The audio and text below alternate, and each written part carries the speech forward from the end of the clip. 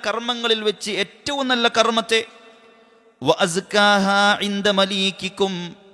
നിങ്ങളുടെ റബ്ബിന്റെ അടുക്കൽ ഏറ്റവും പരിശുദ്ധമായ കർമ്മത്തെ നിങ്ങൾക്ക് ഞാൻ അറിയിച്ചു തരട്ടെയോ?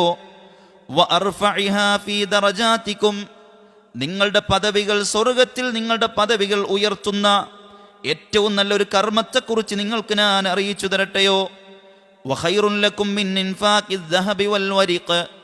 അള്ളാഹുവിൻ്റെ മാർഗത്തിൽ സ്വർണവും വെള്ളിയും കൊടുക്കുന്നതിനേക്കാൾ ശ്രേഷ്ഠമായൊരു കർമ്മത്തെ നിങ്ങൾക്ക് ഞാൻ അറിയിച്ചു തരട്ടെയോ?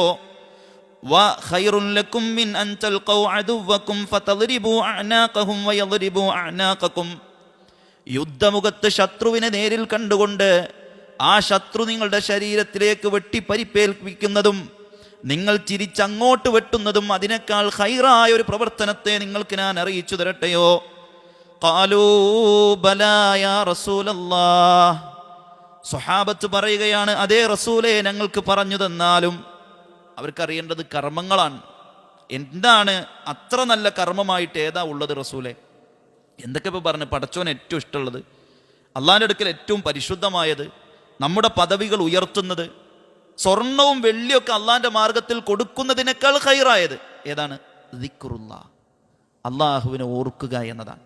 സുഹൃത്തുക്കളെ, ദിക്റുള്ളക്ക് അത്ര വലിയ പ്രാധാന്യമുണ്ട്.